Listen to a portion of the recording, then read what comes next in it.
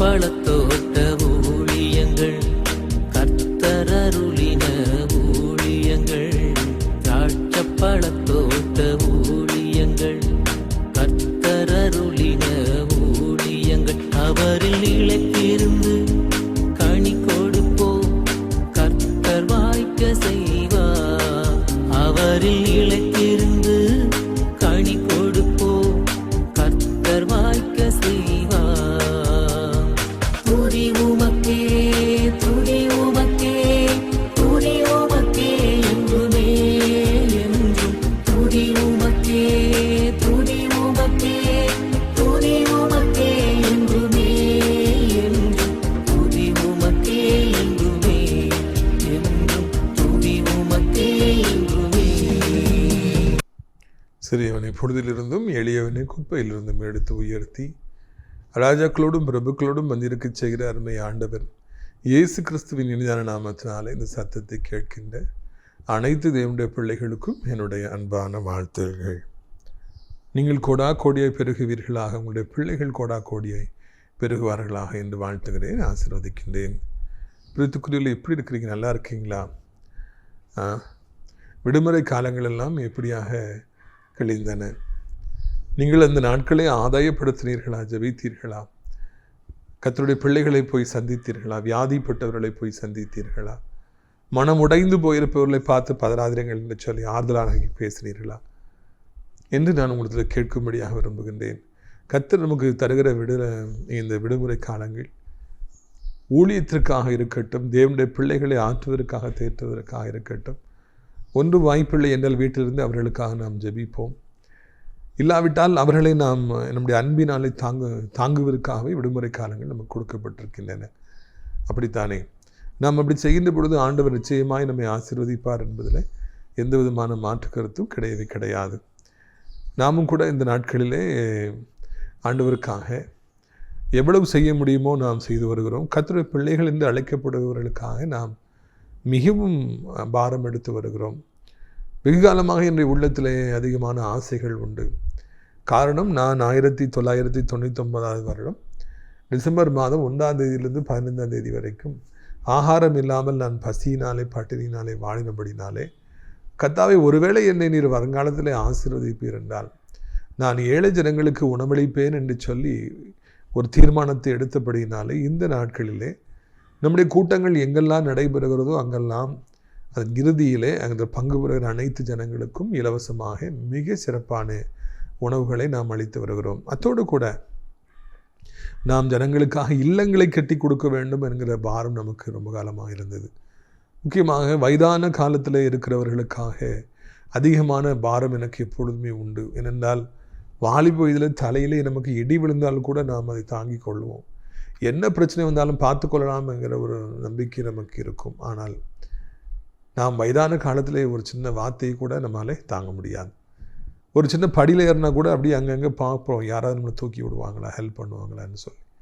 அந்த காலத்தில் இருப்பவர்களை பராமரிக்கத்தான் நாம் இப்பொழுது அடைக்கலான் குருவி இல்லத்தை தேவனுடைய மாளிகை ஒட்டானப்பில் உள்ளே நம்ம அமைத்திருக்கிறோம். அநேக அடைக்கலான் குருவிகளுக்கு அங்கே அடைக்கலம் கிடைத்து வருகிறது. அநேக முதியவர்கள் அங்கே தங்கியிருக்கிறார்கள். கர்த்தர் கிருபையினாலே அவர்களுக்கு மிக சிறப்பான உணவுகளை நாம் சமைத்து கொடுக்கின்றோம். அவர்களுக்கு ஒரே சந்தோஷம்.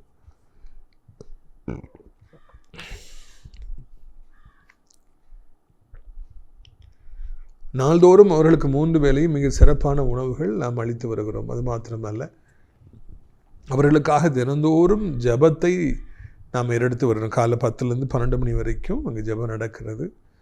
மிகப்பெரிய தேவனுடைய தாசர்களாகிய ஜெபஜாம்பவான் வரவேல் சேகர் ஐயா மற்றும் தீப்பொறி தேவராஜ் ஐயா போன்றவர்கள்லாம் அவர்கள் ஜெபத்திலே நடத்தி வருகிறார்கள். அதனால் அவங்களுக்கு ஒரு குறையும் அங்கே இல்லவே இல்லை. எனவே இதற்காக நீங்கள் ஜெபியுங்கள். உங்களுக்கு தெரிந்த முதியவர்கள் பிள்ளைகள் வெளியூரில் இருக்கிறாங்க, வெளிநாட்டில் இருக்கிறாங்க, அவங்களுக்கு ரொம்ப பார்க்க முடியல அப்படின்னா நீங்கள் இந்த அடைக்கலான் குருவி இல்லத்தை அவர்களுக்கு அறிமுகப்படுத்தி இங்கே இவர்களை சேர்த்து விட வேண்டும் என்று அன்போடு கேட்டுக்கொள்கிறோம். அது மாத்திரமல்ல, இங்கேயே தங்கி பணிபுரிய நமக்கு நர்சஸ் தேவைப்படுறாங்க. அங்கேயே தங்கியிருக்கணும், அர்ப்பணிப்போடு இருக்கணும். அப்படிப்பட்டவங்க இருப்பீர்கள் என்றால் என்னை தொடர்பு கொள்ளலாம் என்பதையும் உங்களுக்கு நான் அன்பாய் தெரியப்படுத்திக் கொள்கிறோம். இந்த வாரம் சனிக்கிழமை 3வது சனிக்கிழமையாக இருக்கிறபடியினாலே கர்த்தர் சித்தம் என்றால் நாசரே தேவனுடைய மாளிகையில் வைத்து புத்தாண்டு வாக்குத்தத்த செய்தியின் கூட்டம் நடைபெறும் என்பதை மகிழ்ச்சியோடு தெரிவித்துக் கொள்கிறோம். உங்களுக்கு தெரிந்தவர்கள் இருப்பார்கள், அழைத்து கொண்டு வாருங்கள். எத்தனையோ பேருக்கு அங்கே வைத்து விடுதலை கிடைத்திருக்கிறது, சுகம் கிடைத்திருக்கிறது, அவர்களுக்கும் கூட கிடைப்பதாக. பிரியத்துக்குரியவர்களை தொடர்ந்து நீங்கள் நம்முடைய நிகழ்ச்சிகளை நாள்தோறும் பாருங்கள், அநேகருக்கு அறிமுகப்படுத்துங்கள். அப்பொழுது கர்த்தர் பெரிய காரியங்களை செய்வார். இந்நாள் நம்முடைய பிரயோஜனத்திற்காக 2 சாமுவேல் 17 அதிகாரம் 24 வசனத்திலிருந்து வாசிக்கிறேன். தாவீது மக்னாயிமுக்கு வந்தான். அப்சலோமும் சகல இஸ்ரவேலருடன் கூட யோர்தானை கடந்தான். அப்சலோம் யோவாபுக்கு பதிலாக அமாசாவை இராணுவ தலைவனாக்கினான். இந்த அமாசா நாகாசின் குமாரத்தியும் செருயாவின் சகோதரியும் யோவாபின் அத்தையுமாகிய அபிகாயிலை படைத்த இஸ்ரவேலனாகிய எத்ரா என்னும் பேருள்ள ஒரு மனுஷனுடைய குமாரனாக இருந்தான். பார்த்தீங்களா, இப்போ அந்த கிளைமேக்ஸ் நெருங்குது. மக்னாயிமுக்கு தாவீது வாராரு. இங்கே அப்சலோமும் கூட அந்த யோர்தான் ஆற்றை சகல இஸ்ரவேலரும் கூட லட்சம் இஸ்ரவேலரோடு கடந்து நெருங்கி வாராங்க. இப்போ சீக்கிரத்தில் யுத்தம் வந்துடும். யாராவது ஒருத்தர் தான் உயிரோடு கூட இருக்க முடியும் என்கிற ஒரு நிலைமை. ஒன்று தாவீதா இல்லாட்டா அப்சலோமாங்கிற மாதிரி ஒரு நிலைமை. அந்த முக்கியமான நேரத்தில் லட்சம் இஸ்ரவேலர்களை இராணுவ வீரர்களை யுத்தத்தில் நடத்துவதற்கு அங்கே அப்சலோம் அமசா எனப்பட்ட ஒரு மனிதனை அப்பாயின்ட் பண்ணுறார். நீ தான் கமாண்டர் இன் சீஃப், இராணுவத்துக்கு நீ தான் தளபதி, நீர் சொல்வது தான் எல்லாரும் கேட்பாங்க, எங்களை யுத்தத்தில் நீர் தான் வழிநடத்தணும் என்று சொல்லி அங்கே அமாசாவை நியமிக்கின்றார். இந்த அமசா யாருன்னா செரியாவின் சகோதரியுடைய குமாரன். அதாவது செரியாவுடைய குமாரனாகிய யோவாப் தான் அங்கே தாவீதுக்கு படைத்தளபதியாக இருக்கிறார். அந்த செரியாவுடைய சகோதரியுடைய மகன் தான் இந்த அமசா. நீ தான் எங்களுக்கு படைத்தளபதி என்று சொல்லி நெருங்கிய உறவினரையே அங்கே படைத்தளபதியாக நியமிப்பதை காண்கின்றோம். ஒரு நாடு யுத்தத்தில் வெற்றி பெறுவதற்கு அந்த படைத்தளபதி அறிவுள்ளவனாக, ஆற்றல் படைத்தவனாக, எதையும் செய்து முடிக்கிற காரிய சமத்தனாக இருக்க வேண்டும். இருந்தால்தான், மாவீரனாக இருக்க வேண்டும். இருந்தால்தான் அந்த நாட்டு இராணுவத்துக்கு வெற்றி கிடைக்கும். தாவீதுக்கு சரியான ஒரு தளபதி இருந்தார், யோவாப். இங்கே அவருடைய சொந்தத்தில் யோவாபுடைய சொந்தக்காரனாகிய அமசாவை அங்கே அப்சலோம் நியமிப்பதை நான் காண்கின்றோம்.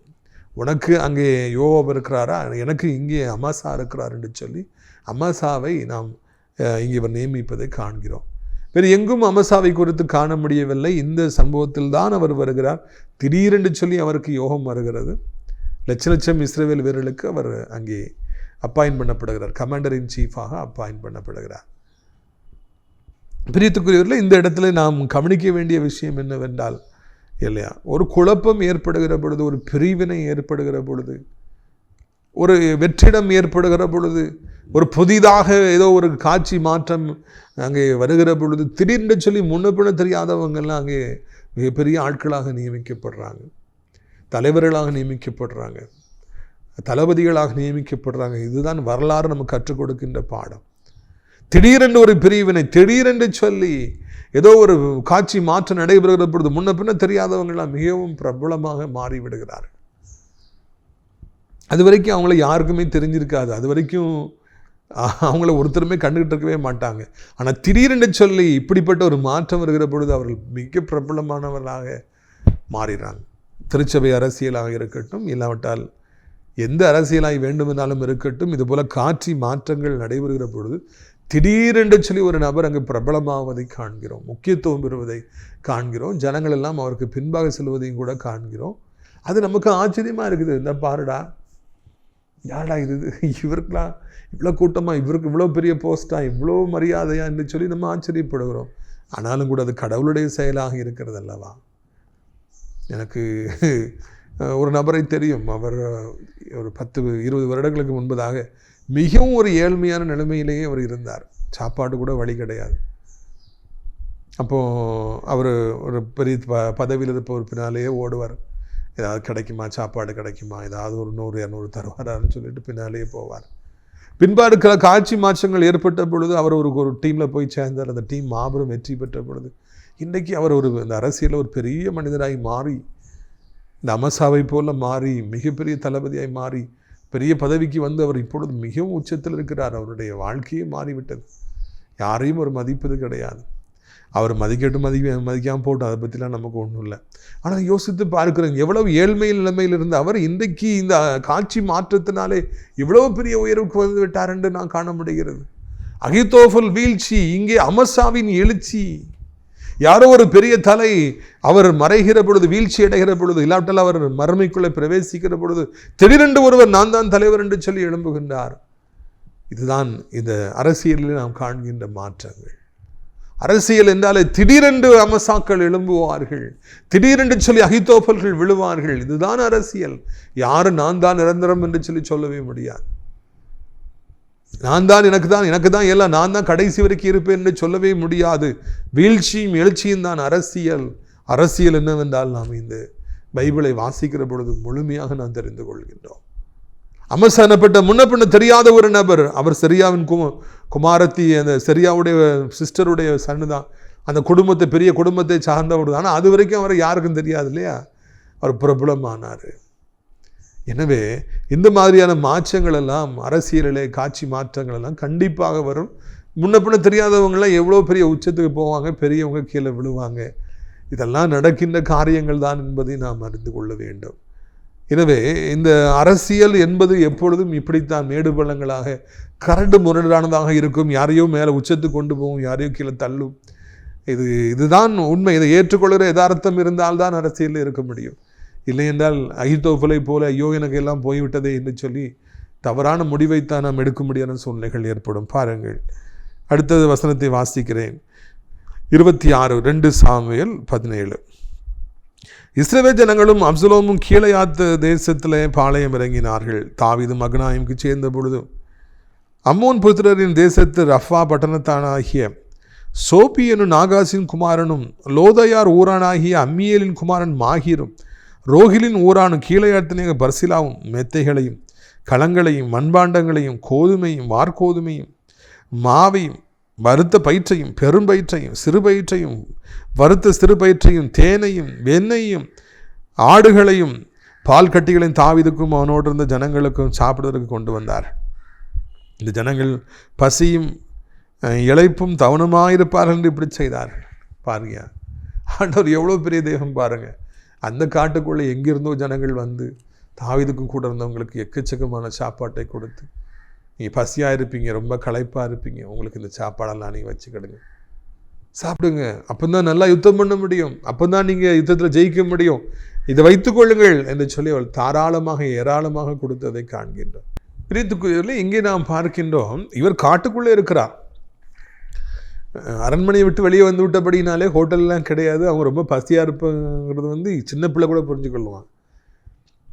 ஆனால் அந்த யுத்தத்திற்கு முன்பதாக அவர்களுக்கு தேவையான எல்லா உணவுகளையும் அதிகமாக பிரசித்தம் பெறாத 3 பேர் வந்து கொடுத்தார்கள். அம்மோன் புத்திரர்கள் வந்து கொடுத்தாங்க. யாரெல்லாமோ கொடுக்குறாங்க, ராஃபாவிலேருந்து வந்து கொடுக்குறாங்க. ராஜா சாப்பிடுங்க, கூட இருக்கவங்களாம் சாப்பிடட்டும், சண்டை போடுங்க அப்படின்னு சொல்லிட்டு ஆண்டவர் அவர்களை போஷித்தார் என்று நான் காண்கிறோம். இப்பொழுது எனக்கு ஆண்டவர் எலியாவை காகங்களின் மூலமாக போஷித்தது தான் ஞாபகத்துக்கு வருகிறது. அவர் ராஜாவுக்கு பயந்து, ஆகாபுக்கு பயந்து, ஏசபேலுக்கு பயந்து ஒளிஞ்சிருக்கிறார், கரித்து நீருற்றண்டையில் இருக்கார்.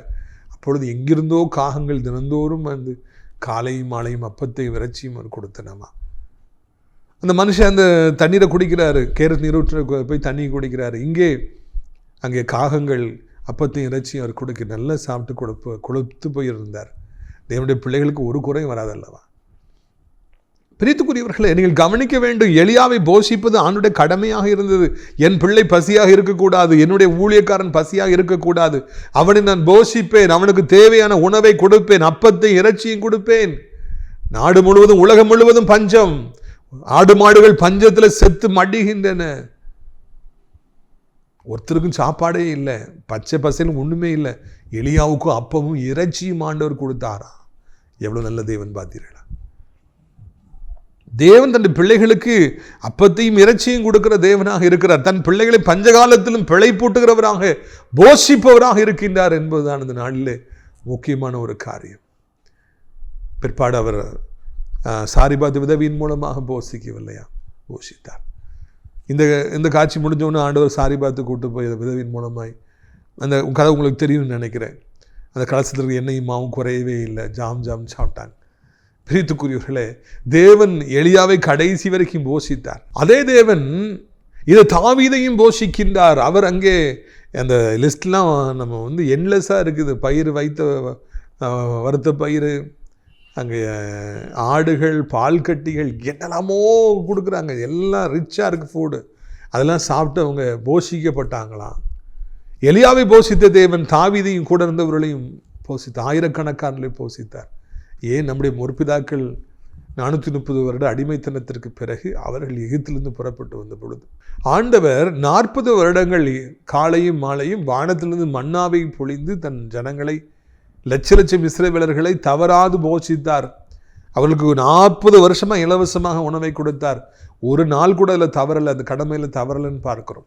நல்ல தகப்பன் தன் பிள்ளைகளுக்கு சரியான உணவை அளிப்பது போல, சிறப்பான உணவை அளிப்பது போல, பார்த்து பார்த்து செய்வது போல ஆண்டவரும் தன் பிள்ளைகளை பஞ்சகாலத்திலும் கூட, வனாந்திரத்திற்குள்ளும் கூட, ஒன்றும் இல்லாத இடத்திலும் கூட, ஒருவரும் இல்லாத இடத்திலும் கூட அவர் பார்த்து பார்த்து செய்கின்றார், போஷிக்கின்றார். வனாந்திரமான இடம், இரவாயிடுச்சு, அவங்களை அனுப்பிடுங்க, சாப்பாடு இல்லைன்னு சொன்ன உடனே 2 மீனையும் 5 அப்பத்தையும் வைத்து அதை 5000 பேருக்கும் அதிகமானவர்களுக்கு போஷித்து சிறப்பான உணவை கொடுத்து அனுப்பிய ஆண்டவர் தான் நம்முடைய தேவன் என்பதை நீங்கள் மறந்து போகவே கூடாது. நீங்கள் எந்த நிலைமையில இருந்தாலும் சரி, வேலையில் இருந்தாலும் சரி, இல்லாவிட்டாலும் சரி, சின்ன ஊழியத்தை செய்தாலும் சரி, பெரிய ஊழியத்தை செய்தாலும் சரி, சின்ன பிஸ்னஸ் பண்ணாலும் சரி, மிகப்பெரிய பிஸ்னஸ் பண்ணினாலும் சரி, நீங்கள் சிட்டியில் இருந்தாலும் சரி, சின்ன குக்கிராமத்தில் இருந்தாலும் சரி, ஆண்டவர் உங்களை போஷிப்பார். மனுஷன் அல்ல, சொந்தங்கள் அல்ல, பந்தங்கள் அல்ல, நண்பர்கள் அல்ல, கர்த்தரே உங்களை போஷிப்பார். கர்த்தரே வறுத்த பயிற்றை கொண்டு வருவார், பாலாடை கட்டிகளை கொண்டு வருவார், அவர் ஆட்டுக்குட்டிகளை கொண்டு வருவார். நீங்கள் பசியாயிருப்பீர்கள், கவனமாயிருப்பீர்கள், உங்களை ஆற்ற வேண்டும், தேற்ற வேண்டும் என்று சொல்லி அவர் அறிவார். ஆண்டவர் தன்னுடைய பிள்ளைகளை தவறாமல் போஷிக்கின்றவர் என்பதை இதனாலே மறந்து போக வேண்டாம். வேலையில்லாமல் இருக்கிற சகோதரா, வேலையில்லாமல், வருமானம் இல்லாமல் இருக்கிற அம்மா, உங்களையும் உங்கள் பிள்ளைகளையும் ஆண்டவர் போஷிப்பார். பயப்படாதீங்க, பயப்பட வேண்டாம், கலங்க வேண்டாம். ஆண்டவரை நம்புங்க, நீங்க பொறுத்திருங்க, உங்களை பசியால இருக்கவே விட மாட்டார். ஒரு மிகப்பெரிய வெள்ளைக்கார மிஷினரி இந்தியாவிலே அவர் இது மாதிரி அனாதை பிள்ளைகளுக்கான இல்லத்தை அவர் ஆரம்பித்து நடத்தி வந்தார். 1000 பிள்ளைகள் இருப்பார்களாம். பிள்ளைங்க எவ்வளோ சாப்பிடுவாங்க. அப்போ சில நாட்கள் எல்லாம் நிறைய பேர் சாப்பாடு கொடுத்துட்டு போயிடுவாங்க. ஒரு நாள் மதியானம் அவங்களுக்கு சாப்பாடு போடணும். இவர் கையில் 1 ரூபாய் கூட இல்லை. சமையல்காரங்க ஐயா என்ன பண்ணணும்னு சொல்லி கேட்குறாங்க. இன்றைக்கி நம்மகிட்ட ஒரு ஜாமானும் இல்லை, அமைதியாக இருங்கன்னு சொல்லிடுறாரு. 10 மணிலேருந்து அவர் ஜபித்து கொண்டே இருக்கிறார், வானத்தை பார்த்து கொண்டே இருக்கிறார். 11 மணி, 12 மணி, 1 மணி, அங்கே எல்லாம் சாப்பிட்றதுக்கு உட்கார்ந்துடுறாங்க. 1:30 மணி ஆயிடுச்சு. ஒருவர் கூட உணவில்லை. என்ன செய்வது அப்பா என்று சொல்லி வானத்தை அவர் பார்க்கும் பொழுது ஒரு மிகப்பெரிய வண்டியில் மிக சுவையான உணவுகள் இறங்கின. ஒரு பெரிய விருந்து ஆயத்தப்படுத்தியிருந்தோம். எதிர்பாராத காரணத்தினால அந்த விருந்து கேன்சல் பண்ணப்பட்டு விட்டது. எனவே இந்த உணவெல்லாம் உங்களுடைய பிள்ளைகளுக்கு வைத்துக் கொள்ளுங்கள் என்று சொல்லி அவ்வளவு சிறப்பான உணவுகளை கொடுத்துட்டு போனாங்களாம். அவங்க யாருன்னே தெரியாதா. அப்பொழுது எல்லாரும் பசியாறினாங்கன்னு சொல்லி அவர் தன்னுடைய சரித்திரத்தில் எழுதுகின்றார். தேவனுடைய பிள்ளைகள் வானத்தையே பார்க்குறாங்க. ஆண்டவர் உடனடியாக அவர்களுக்கு மிக சிறப்பான உணவை கொடுக்கின்றார். ஒருவேளை இன்னைக்கு உங்களுக்கு வேலை இல்லாமல் இருக்கலாம், வருமானம் இல்லாமல் இருக்கலாம், ரெக்கமெண்டேஷன் இல்லாமல் இருக்கலாம், நீங்கள் சாதாரணமான ஒரு நபராக இருக்கலாம், பரவாயில்லை. இந்த ஊழியக்காரனை போல, வெள்ளைக்கார மிஷினரியை போல நீங்கள் வானத்தையே பாருங்கள், உங்களை அழைத்தவரையே பாருங்கள், ஆண்டவர் இயேசுவையே பாருங்கள். அவர் உங்களை போஷிக்கிற தேவனாக இருப்பார். ஏன் என்னுடைய வாழ்க்கையை நான் சிந்தித்து பார்க்கின்றேன். எத்தனை தேவைகள் ஐயா! இந்த அடைக்கலான் குருவி இல்லத்தை கெட்ட ஆரம்பித்த பிறகு எவ்வளவு பண தேவைகள், எத்தனை லட்சங்கள் தேவைகள். ஒவ்வொரு சமயமும் எனக்கு தேவைகள் வருகிற பொழுதெல்லாம் நான் அந்த தேவனுடைய மாளிகைக்கு ஓடி தனிமையிலே அமர்ந்திருப்பேன். ஐயா, எனக்கு வழியே இல்லை, சம்பளம் போட வேண்டும், புதிதாக பொருட்களை வாங்கணும், எல்லாரும் காத்திருக்கிறாங்க, என்னையே பார்க்குறாங்க, என்ன செய்யணும் எனக்கு தெரியல, உண்மை நான் பார்க்குறேன்னு சொல்லி மணிக்கணக்காக ஜபித்து விட்டு வருவேன். நான் ஜெபிச்சுட்டு இருக்கும்போது, இல்லை நான் வீட்டுக்கு வந்த உடனே, இல்லை நான் காலையில் அதுக்குள்ளே யாராவது ஒருவர் இந்த தேவையை இம்மட்டும் சந்தித்து வராங்க. அன்றைக்கு தாவீதுடைய தேவையை சந்தித்த கர்த்தர் இன்றைக்கு கிறிஸ்டோபர் ராஜாவுடைய தேவையும் அவர் சந்தித்து வருகிறார். எவ்வளவோ சாட்சிகளை சொல்ல முடியும். நல்ல உள்ளம் கொண்டவர்களை ஆண்டவர் எங்கே இருந்தெல்லாமோ அழைத்து கொண்டு இந்த நாள் மட்டும் என்னுடைய தேவைகளை அவர் சந்தித்து வருகிறார் என்று உறுதியாய் சொல்ல முடியும். அவரையே நாம் நோக்கி பார்ப்போம். பால்மரவா பிள்ளைகள் தாயை நோக்கி பார்ப்பது போல, பிள்ளைங்க சின்ன பிள்ளைங்க தகப்பனை நோக்கி பார்ப்பது போல நாம் ஆண்டவரையே நான் நோக்கி பார்ப்போம்.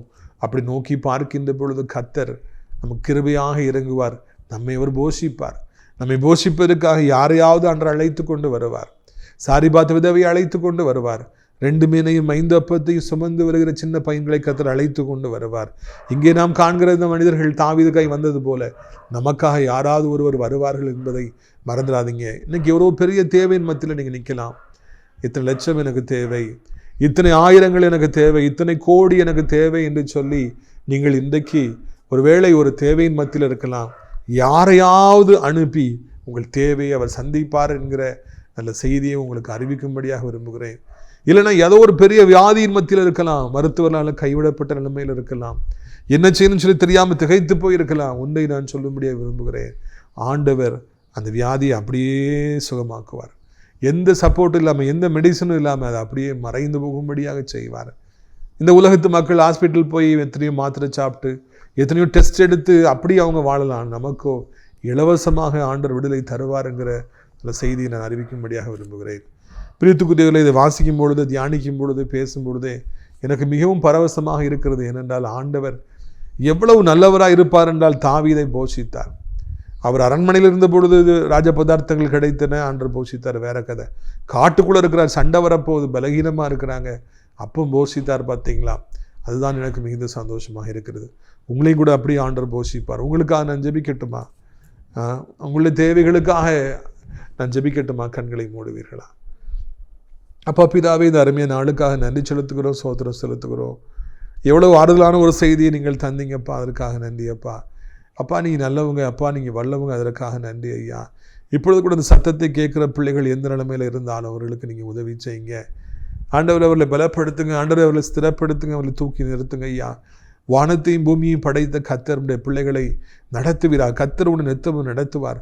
மகா வறட்சியான காலங்களில் அவர் உன் ஆத்துமாவை நினமுள்ளதாக்குவார் ஐயா. இந்த அருமையான ஆறுதலான வசனங்களுக்காக, வார்த்தைகளுக்காக நன்றி செலுத்துகிறோம். இப்பொழுதும் கூட வியாதிப்பட்டுகிற பிள்ளைகளுக்காக கண்ணீரோடு மன்றாடுகிறோம். நீங்களே அந்த வியாதியிலிருந்து அவர்களை விடுதலை செய்யுங்க, காப்பாற்றுங்க.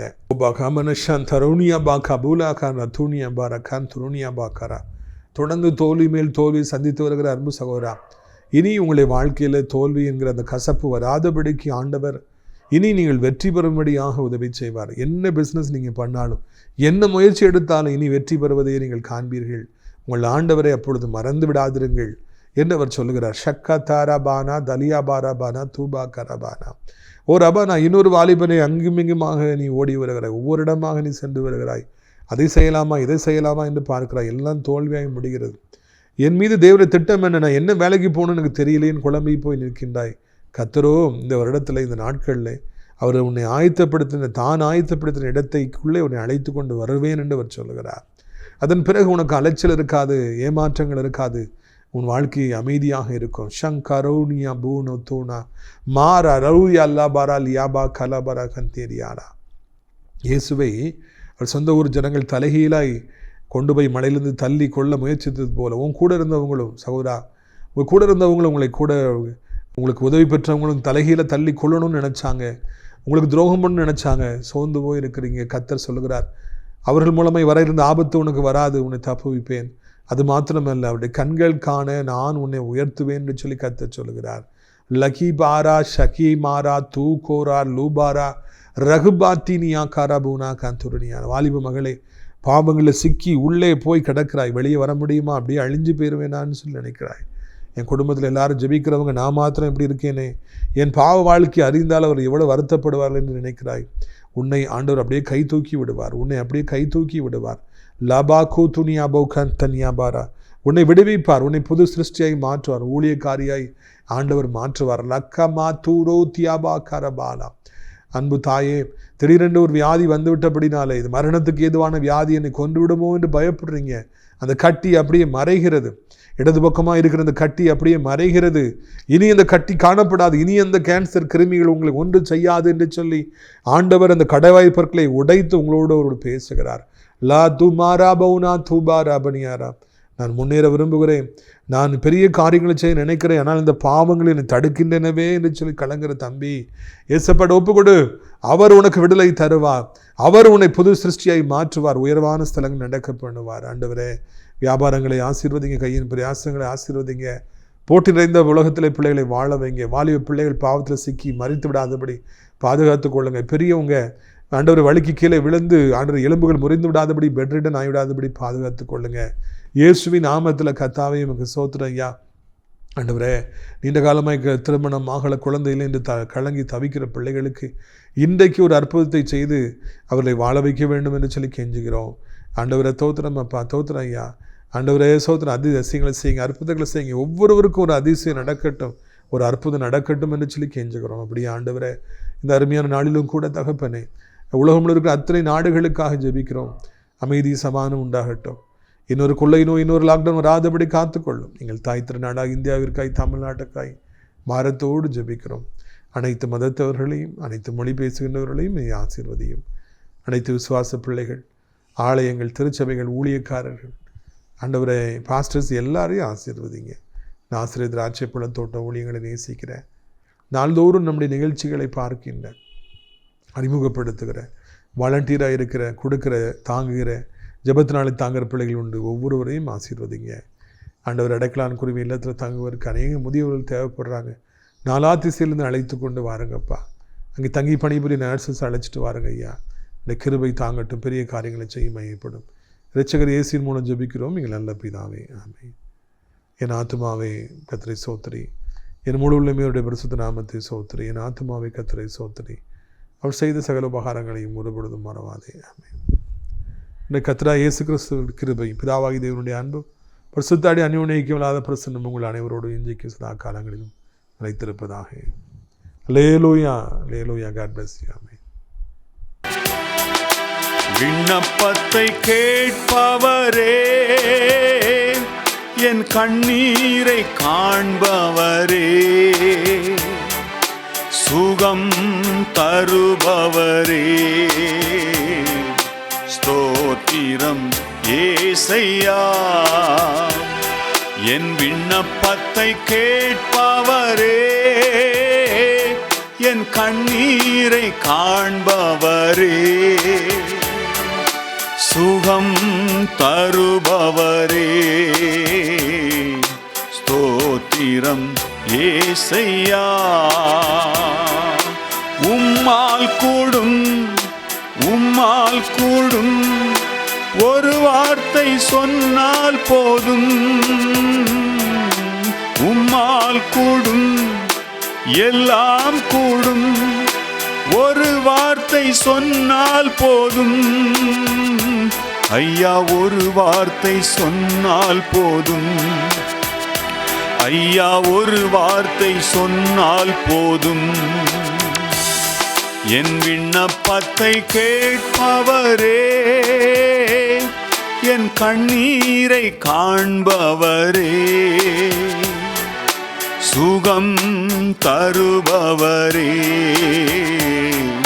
ஸ்தோத்திரம் ஏசையா.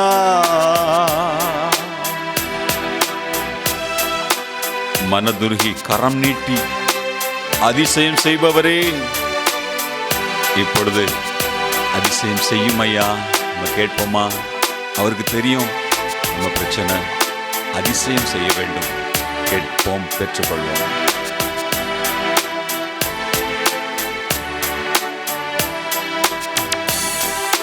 மனதுருகி கரம் நீட்டி அதிசயம் செய்பவரே, மனதுருகி கரம் நீட்டி அதிசயம் செய்பவரே, ஐயா அதிசயம் செய்பவரே, ஐயா அதிசயம் செய்பவரே, என் விண்ணப்பத்தை கேட்பவரே, என் கண்ணீரை காண்பவரே, சுகம் தருபவரே,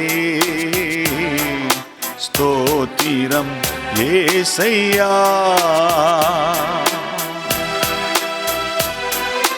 சித்தமுண்டு சுத்தமாகும், எனக்கு சித்தமுண்டு நீ சுத்தமாக என்று சொல்லி சுகமாக்கின ஆண்டவர் இன்றும் நம்மை சுகமாக்குவார்.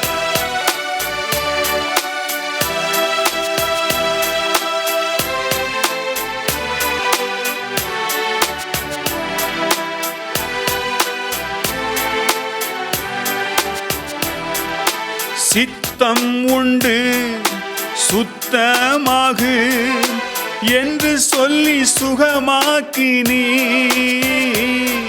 சித்தம் உண்டு சுத்தமாகு என்று சொல்லி சுகமாக்கினீ. ஐயா என்று சொல்லி சுகமாக்கினீ. ஐயா என்று சொல்லி சுகமாக்கினீ. என் விண்ணப்பத்தை கேட்பவரே, என் கண்ணீரை காண்பவரே, சுகம் தருபவரே, ஸ்தோத்திரம் ஏசையா. என் நோய்களை சிலுவையிலே சுமந்து தீர்த்தீரையா. இப்பொழுது எனக்கு விடுதலை வேண்டும்.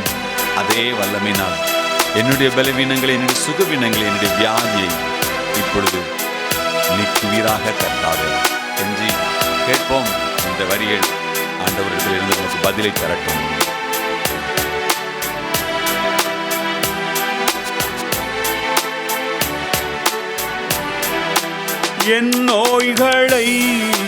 என் நோய்களை சுமந்து தீர்த்தீரையா.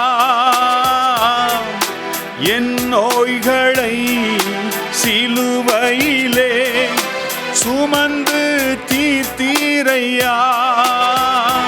ஐயா சுமந்து தீர்த்தீரையா.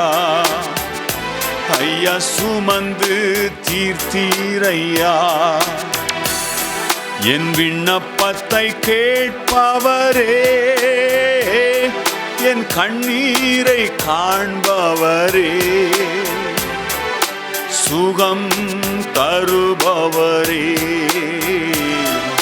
ஸ்தோத்திரம் ஏசையா. என் விண்ணப்பத்தை கேட்பவரே, என் கண்ணீரை காண்பவரே, சுகம் தருபவரே,